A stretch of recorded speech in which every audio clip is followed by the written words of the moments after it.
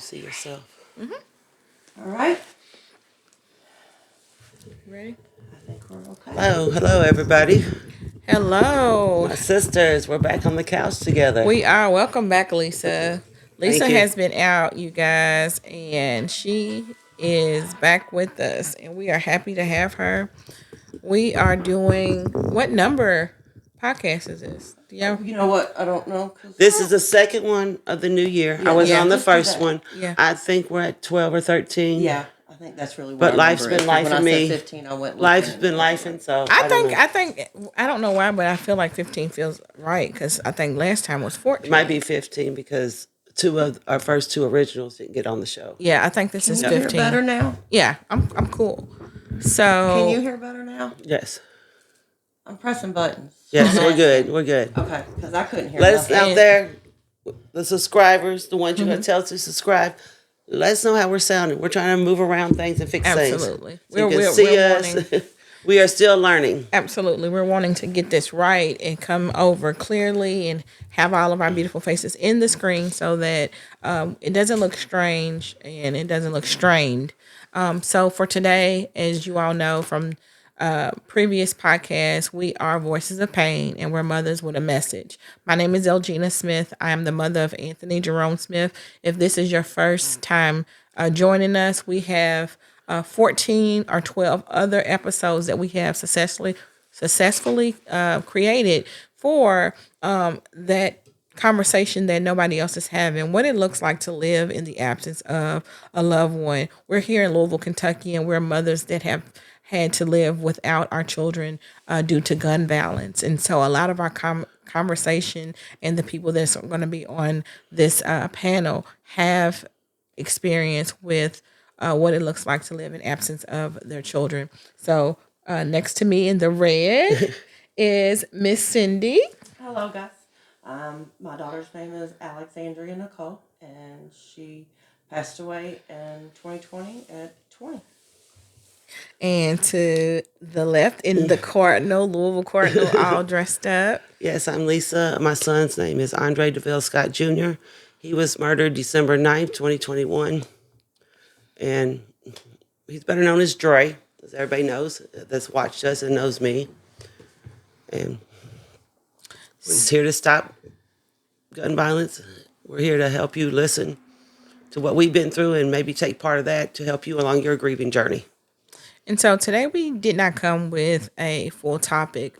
We are going to talk about life and what happens when life is Lifing, absolutely. So I'm just going to speak for myself, and then they have their own testimonies and their own truth. If there was a title, two realities can coexist at the same time. And sometimes more than that. Yeah. Sometimes you're going through so much. You're so like, much. wow. And compound grief. So it would be more than one reality can coexist at one time. And then what it looks like to be living through compound grief. Right now, not to cut you off, but I want to hold a special place for Elgina. Yesterday was her son's anniversary, 11 years. 11 and years.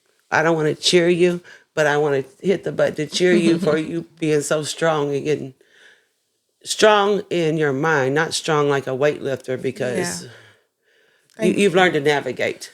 I have. And you've taught me a lot of things I've taken from you. And I hope I've given you something I'm younger than her. She's 11 now. I'm still 4 and Cyndee's six and a half. Almost 6. Oh, no, almost 6. Almost 6. So yeah. So this is So 5 and 4. Yeah. I 5 love and you, 6 but we're is not 11. cheering his murder. 5 and 6 is 11. There we go. That's why we're together, and 11's my favorite number. But So, what I want to say about February the 7th, 2015 was the old me died. I will never, ever be that woman again. I answer to her name. I live in her body. I may even resemble a lot of memories that people have had with her. But February the 8th, my life started anew. Like Lisa said, if you all don't know, we do the age and grief, right? Because you really started over your life as 11-year-old. So if we was looking part of ourselves died that day. Part of our creation. Yeah.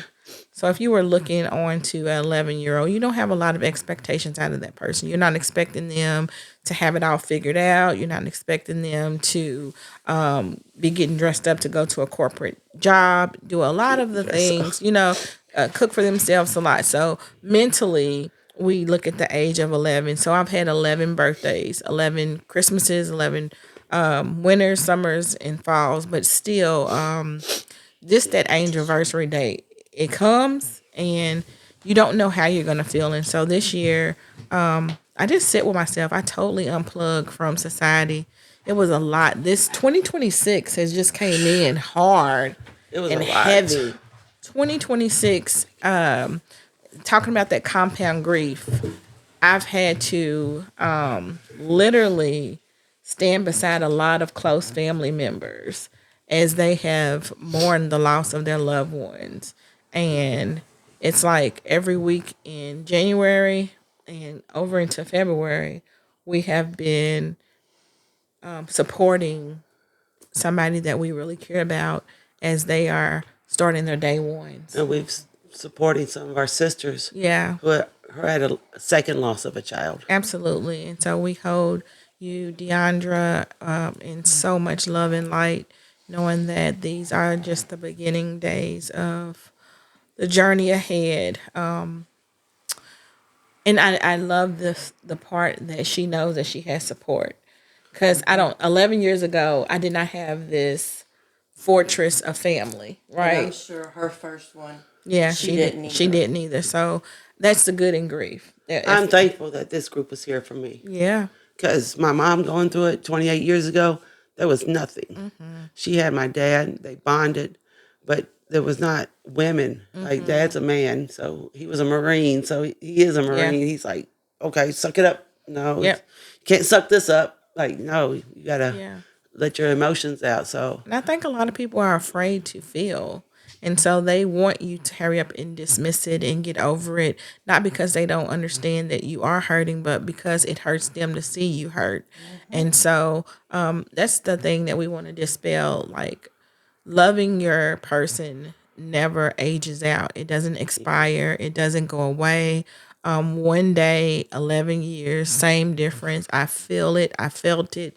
And I will continue to feel it because that's my love for this person. That is my reasonable sacrifice to never lose the space that my child holds in my heart. Like, it's gonna always be there. And I'm sure the same with you, Lisa, and with you, Cyndee. It's just a part of life now. Today, as we finish this podcast, we're not gonna be before you long because we're preparing to go and do a survivor time party for families that need this support. We're going to literally love and hold space with them, celebrate them because in reality, 11 years ago, I was planning a couples retreat for my church. And it was Valentine's. You know what I mean? It was my son got murdered in Black History Month, Valentine's, and 3 weeks before his birthday. So mentally, you talking about somebody out of sort. It's And been still crazy. being here for others. thank you. Yeah, yeah. We thank you for that. Because there's so many times, Elgina, she doesn't say what she does. I'll call her. She won't answer. I'll call her back. Do you need me? I always need you, but I might need to talk to you. And sometimes I do, and I do remember, sometimes a healer needs some healing. So I send her love too, randomly. She does. I got in Cindy's car today, and Cyndee knows. Like, if anybody knows me, they know that I'm supposed to be in rehab for nerds. The nerds candy is like my mental medicine, and so I look over on the seat, and she has me some nerds, a bag of nerds on there, and I was just like, it's just that.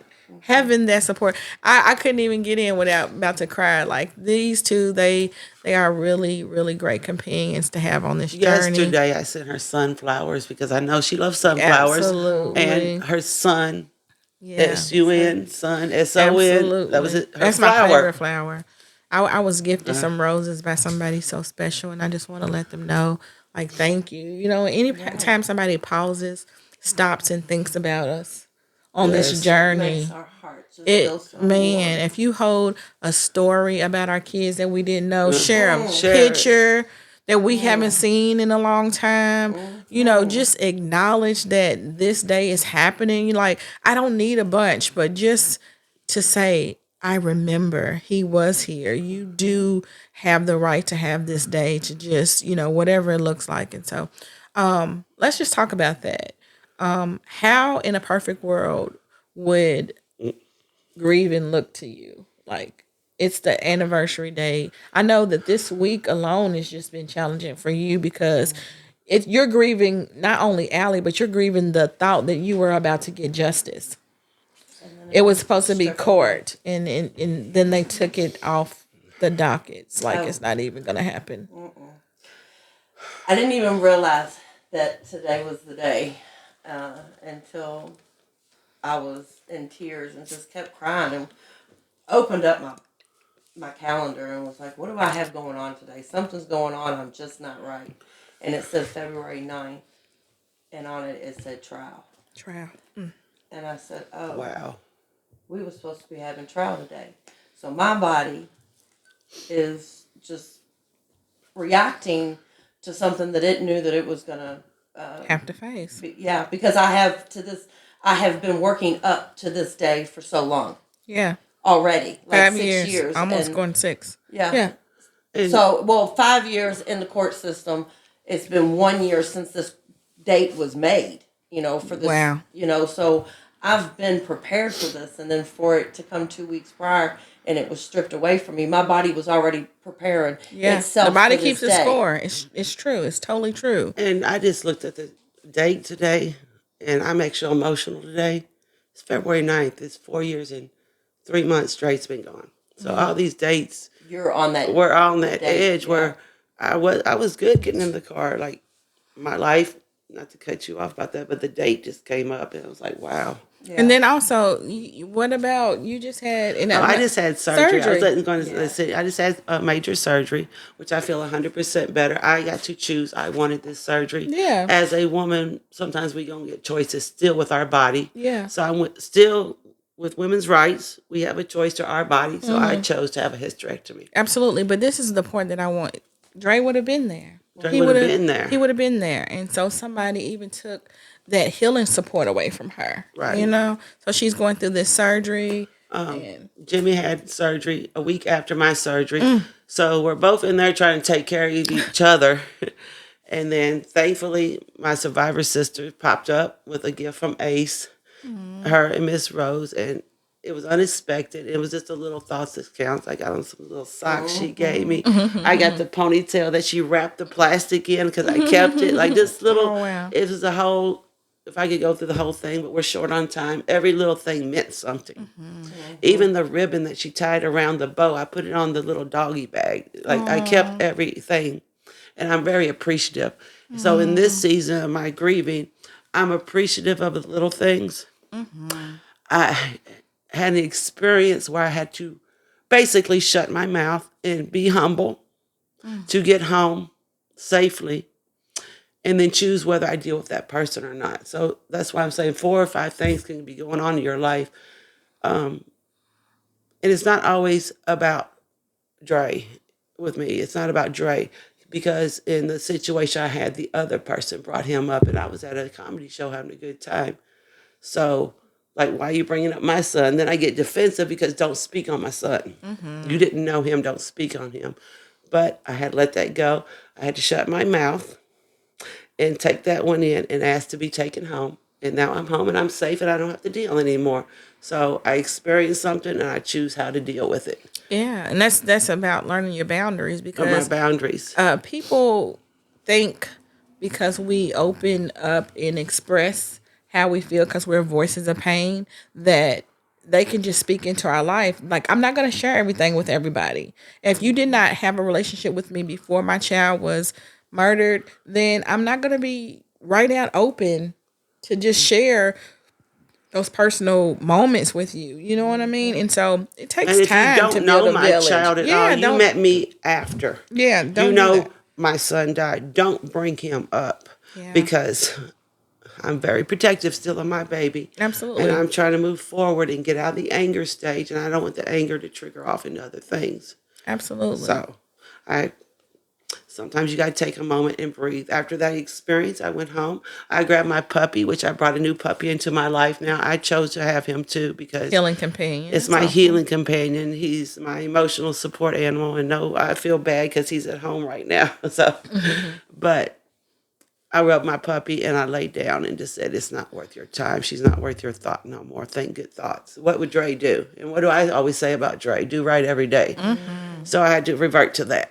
So Absolutely. that was a multi-experience. Plus, I was healing from surgery and trying to laugh at a comedy show with other stuff.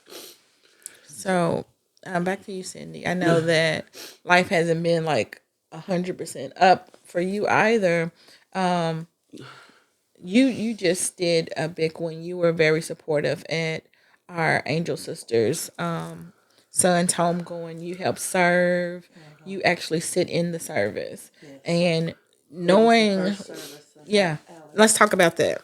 Well, I didn't get to have a service for Ellie because it was 2020. So this, and I've had multiple family members who passed away, and I have not went to a funeral service. This was the first one, and I'm glad I was there. I needed to be there. But it was hard. I mean, I cry. I'm a crybaby, and I feel every emotion. And I am also not somebody who goes into church a lot, but when I do, I feel God, and He comes through with tears. I'm watering my seeds. Your garden. You know, I'm watering my garden every time I walk into church, and I don't go to church very often, but when need be. But when I do, and I'm at the right place, I do feel His presence around me, and I felt it there with my other sisters, because there was some other ladies from ACE that was there with me too. Not to be preachy, but one of the scriptures does say God is close to the brokenhearted. So God was very present. Absolutely, I felt it 100%.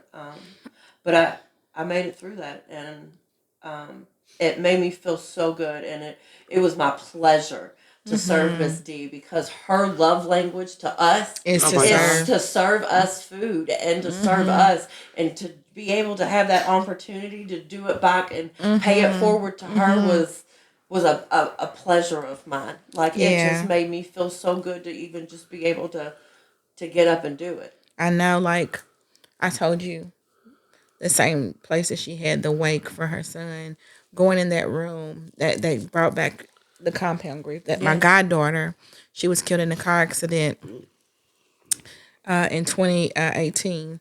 And that was the most traumatic time, because I had two loved ones in the same funeral home at the same time. My mother-in-law and my goddaughter. Both their bodies was being taken care of by the shoemakers. Shout out to Gail. She does a tremendous job. And so soon as I got in there, you know, your heart starts racing, and you like, oh my God, I don't know how I'm going to make it to and I just stood in the line, and the first person I saw was Letha. Letha, she came up and she gave me a hug, and that hug like kind of like snapped me into reality, like, okay, you got to go do this. And I just saw D in my eyes view.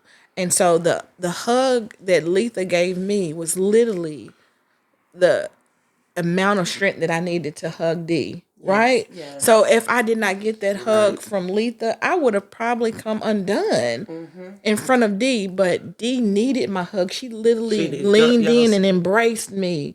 And I was strong for her for 30 seconds. Yeah. And I'm so grateful that I was able to be strong for her for those 30 seconds, because what people don't know is being a survivor and being there for another survivor.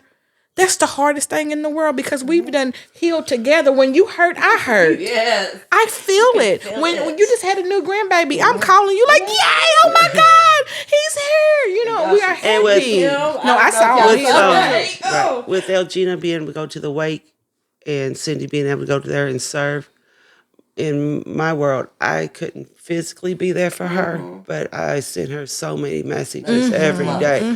I love you, Misty. It's I'm the thinking capacity of of you. what you can do, right? Yes. Because nobody's counting the score like, oh, you did this one, you did this one. It's the capacity. Cyndee needed that for her own self. And like I was saying, You needed Letha at I that time needed, to be there. yeah, for Letha to help me to be strong because people perceive because I'm a facilitator and I have all of these trainings and this, that, and the other that I don't feel. I feel. You need love. Let me feel I'm you. probably. Give you a hug. I love you. I love my sister. Thank you, but February the 7th, his funeral was my son's and day he got murdered. Yes. So I'm like, oh God, you know what I mean?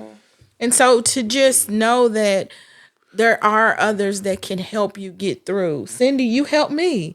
Cause normally I'm right beside Miss Rose. I'm one of the ones that's like, okay, I go. I was like, Miss Rose. Miss Rose had to advise me. She said, I don't think that it would be wise for you to go. Right. You need to know because you don't know what today's gonna look like for you. That's right. Right?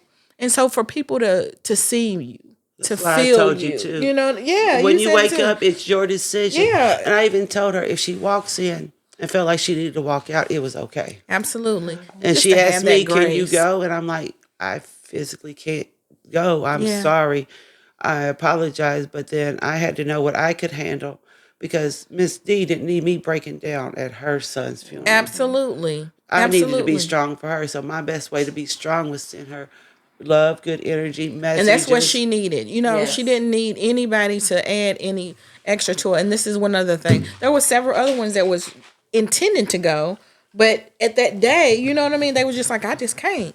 And so she appreciates, and all of us appreciate what anybody can do for us. And so as we come to a conclusion, is there any statistics that you want to bring up? And then I would like to bring. bring up about the Vine system. Okay. I don't Yeah, they know. just sent In me Louisville, something. Kentucky, that's a victim's Advocate, yeah. They let you know where your son's, my child's murder is, somebody in for jail. If they're getting out, they're being moved. So this week, the Vine system had messed up in Kentucky. Mm-hmm.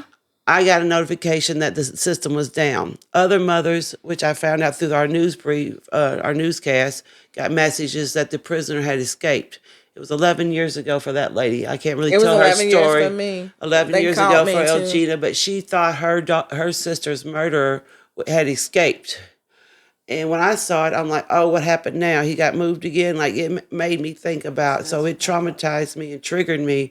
I wasn't feeling good that day. Then when the news said everything's been fixed, it was 2 hours later. Yeah. I got a notification saying everything was fixed. And it made me think again about my son's But murder. it happened on AJ's anniversary It day. happened, so it could trigger you. It was like, no, I know you not. I know you. But the don't. Vine system is up and running. If you want to know where your person is in jail, you could actually call that facility and not just depend on the Vine system because things do break down. And but that's what happened in Louisville, Kentucky. It was triggering to think about my son's murder again. And I know it was for Oh my you, God. Gina. Cyndee, you haven't been through this yet, have you? Oh yeah, I'm in the Vine system. You're in the because Vine system. Both of them Okay. are on the Vine system. And I actually did not get any type of anything. What? Isn't that crazy? But that I have had a mess up before, so which freaked me out. But they actually, I think, I don't know. They keep moving him to jail, and he's not even staying in the Louisville jail. So I really don't know what's going on. It really makes me mad when I hear that stuff. But every time I get a phone call, I get all freaked out about it. I know. It just sends your heart in the Yeah. You just have to shaking. think about the situation again because out of nowhere. Like, it's just a I'm regular sitting day, here and then you watching get this phone call. a favorite movie, then ding, ding, ding, Yeah, text message. And they'll just keep calling until you put your code in or hang up. So if anybody was affected by that, I hope you got through it. I hope you get through your triggers of bringing up things. Let's have a moment of silence before Cyndee reads the numbers, or we might need to For do it those afterwards. Well, no, not really. Unless I think that it's not even updating right, but I'm gonna give the numbers that it's saying. But we want to, hold a space for those who have an angelversary or a heavenly birthday. these 2 weeks that we haven't been here, and the next 2 weeks before we meet again. So homicides for 2026, they're saying it's 6. But that just doesn't sound right. I'm gonna be honest with you. I mean, just from what I listen to and what I hear. I heard it was 6 and 20 non-fatal. 24 non-fatal and 6 fatal, with over 639 shot spotters. So, at this time, we are way under our numbers. We are more than halfway under our numbers from 2020 and 2021. Last year we had a 1,166 shot spotters at this time.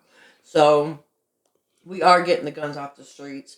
You know, we are doing something, because the numbers really are starting to show a difference. I have a special guest that's gonna come and talk to us. He has a different take on that, and it's mind blowing. Woo. Oh, Yeah, so that. Stay tuned. If when we say we're going to have a special guest, we're going to have some people that are doing the work, that they have their boots on the ground. If you are somebody that wants to come and take a seat on the couch, we always will make room for you. We don't just want to tell our stories; it's the truth in the stories that we want to be told. And so, the last and not least thing that I wanted to do was I am learning to use my words. I feel like your words have power. And then as a writer and an illustrator, painting the picture for others to see. Sometimes people connect with you through maybe not a podcast, but maybe something they've seen or heard. And this is the latest piece that I wrote for my son. It's called The Garden in My Mind. And if you all don't mind, I'll read no, it. go ahead. beautiful. And this is the therapeutic stuff that helps me to just make sense of what grief is feeling like in my body, what it's doing to me mentally, and then how I'm physically taking the charge to say, I will not go mute. I may write it, I may express it, but I need people to know that I'm still healing. I'm not healed, and I probably won't ever be to the letter of the word healed, because compound grief comes. And you're only healed to the level that it makes you stop and cry, because you thought you were going to be all right going into the funeral. And then boom, Lisa said she was okay today until she got in here. I looked at the It's dates. organic. It's ever evolving. And so I just wanted to share that piece with you. You are right where you need to be. Long as you're taking one step and putting the other foot in front, every day you get to show up authentically. Don't measure your growth, your pain, your truth to nobody else's. Lisa's story is not my story, and neither is Cyndee's. Hers is mine. We all are on this path together, but separately. And so here it goes. I may stumble over my words because these are mine, and I'm not used to sharing them out loud with anybody, but today I feel led. Somebody may need to just know that the garden in their mind. The garden in my mind has been growing for a long time. 11 winters, spring, summer, and around this time of the year, I fall apart. The weeds around my heart need pruning, but they are deep, dark, and withered.